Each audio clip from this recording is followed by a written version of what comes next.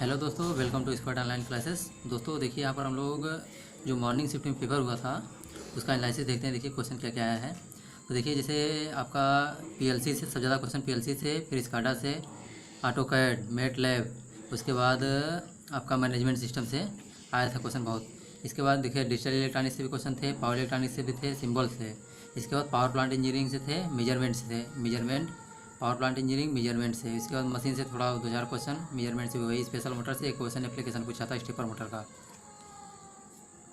इसके बाद आइए हम लोग देखिए क्वेश्चन देखते हैं किस टाइप के क्या क्या क्वेश्चन आए थे। देखिए आप आया था मैग्नेटिक डाइपोल मोमेंट है किसमें मतलब अलाइनमेंट नहीं होता है या डाइपोल मोमेंट नहीं बनता है, तो ये डायामैग्नेटिक मटेरियल में होता है। आपका डायामैग्नेटिक मटेरियल में ये डाइपोल मोमेंट नहीं बनता है। इसके बाद देखिए आपका सेकंड नंबर था जो टिडल एनर्जी होती है, टिडल पावर प्लांट होता है, इसके इस पर बेस्ड होता है। इसकी जो एनर्जी मतलब कैसे प्रोड्यूस होती है ये पूछा था। इसे 2 से 3 क्वेश्चन आए थे। इसके बाद वैसे ओशन पावर प्लांट से भी आए थे, इसका एक फिगर आया था, 2 क्वेश्चन आए थे इसे। इसका थ्योरी पूछा था, डिफिनीशन क्या होता है। इसके बाद स्लिप रिंग इंडक्शन मोटर में आया था, स्पीड कंट्रोल कैसे करते हैं, मतलब कौन सा स्पीड कंट्रोल मीटर नहीं है, तो इसके लिए क्या था आपका पोल चेंजिंग मीटर होता है। जैसे शंट जनरेटर का आर्मेचर करंट का वैल्यू, करंट का क्वेश्चन पूछा था, तो ये EG माइनस V अपन R हो जाता है, इसे निकाल लेते हैं। इसके बाद सेपरेटली एक्साइटेड जनरेटर में पूछा था, न्यूमेरिकल आया था, तो उसमें मतलब नो लोड पे दिया था और एक्साइटेशन भी नहीं करते हैं, तो उसमें 0 वोल्टेज होता है। और देखिए आपका पूछा था हाफ हेडर में जो है, हाफ हेडर में कितने मतलब नंबर ऑफ इनपुट होते हैं उसमें होते हैं। और उसके बाद देखिए क्वेश्चन आए थे आपके ऐसे मतलब बहुत जो है डिजिटल इलेक्ट्रॉनिक्स, पावर इलेक्ट्रॉनिक्स मतलब इलेक्ट्रॉनिक्स और पावर सिस्टम, और इसके बाद PLC स्काडा, इन सबसे बहुत ज़्यादा क्वेश्चन पूछे गए थे।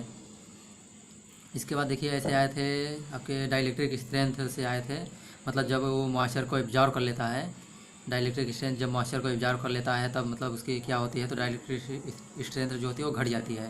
ठीक है। इसके बाद जैसे आपका आया था हाईएस्ट कंडक्टिविटी किसकी होती है, तो उसमें सिल्वर दिया था, सिल्वर का था। उसके बाद नेगेटिव टेम्परेचर कोफिशिएंट पूछा था, तो नेगेटिव टेम्परेचर कोफिशिएंट जो होता है वो आपका कार्बन का होता है, तो कार्बन था। इसके बाद हाई डाइलेक्ट्रिक स्ट्रेंथ था, तो उसमें पोर्सिलिन होता है।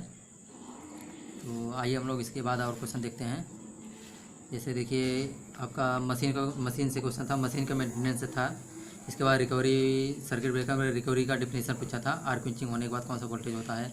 इसके बाद देखिए BJT का, मासफेट का, डायक का, ट्रैक का, इसका मतलब कुछ का एप्लीकेशन, सिंबल, ट्रिगरिंग के लिए ऐसे पूछा था। इसके बाद देखिए बुलियन अलजेब्रा दिया था, इसमें पूछा था how many number of NAND and NOR gate require होती है। और इसके बाद ओपन लूप कंट्रोल सिस्टम का एक डिफिनेशन दिया था, उसको पूछा था।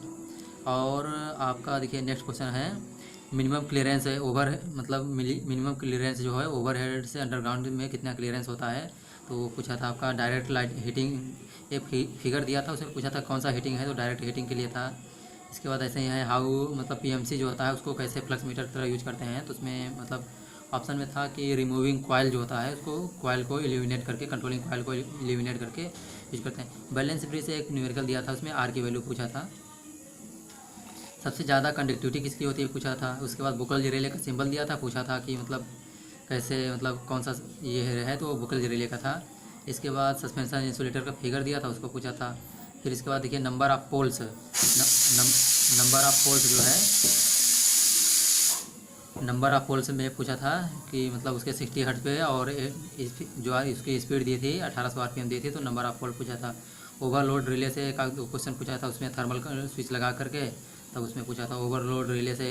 और आए थे सिंबल, आए थे 2 3 सिंबल आए थे। इसके बाद देखिए क्या आया था, इनिशियल कास्ट कौन से प्लांट की सबसे ज़्यादा होती है, तो न्यूक्लियर की होती है। रनिंग कास्ट सबसे मतलब कम किसकी होती है, तो सोलर पावर प्लांट जो होता है उसका होता है, ऑपरेशन कास्ट जो होता है। और उसके बाद ओम्स लॉ किस पर एप्लीकेबल नहीं होता है, देखिए ओम्स लॉ किस पर एप्लीकेबल नहीं होता है। हाफ हेडर से का मॉडलिंग के लिए क्वेश्चन आया था, कैसे करते हैं। मॉसफेट के टर्मिनल पूछा था, ठीक है, मॉसफेट के टर्मिनल में पूछा था। मॉसफेट का टर्मिनल वही गेट ड्रेन सोर्स होते हैं सब। और एडवांटेज आप DC में होता है, तो DC का एडवांटेज पूछा था, उसमें कौन सा नहीं है, तो उसमें मतलब कि वोल्टेज रेगुलेशन से कुछ रिलेटेड करके दिया था। इस बार का पेपर भी ऐसा था कि एक्चुअली लोग समझ नहीं पा रहे थे कि मतलब क्या दिया है, कैसे उसको मतलब देखना है, उसका डाटा ही लोगों को नहीं याद हो पा रहा था क्या डाटा है, थोड़ा घुमा घुमा के क्वेश्चन पूछा था। इसके बाद डाय का सिंबल पूछा था, एंटी पैरेलल में 2 डायोड को लगाते हैं तब कैसे होता है। ह्यूमन टेम्परेचर मतलब पूछा था, देखिए आपका एक ट्रांसमिशन लाइन दिया था, उसमें जनरेशन और ट्रांसमिशन और डिस्ट्रीब्यूशन दिया था। उसके बाद उसमें पूछा था कि जो ट्रांसमिशन है उसका कलर कैसा होता है, तो ब्लू कलर होता है।